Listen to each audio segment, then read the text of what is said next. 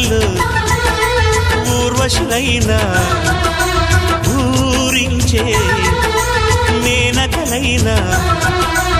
ఆ చిన్నారిని చూశారంటే చినబోరా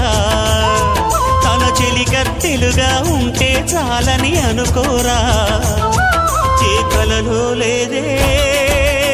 ఆనందం తను కనిపిస్తేనే కళ్ళకు అర్థం కోవెల్లో దీపంలా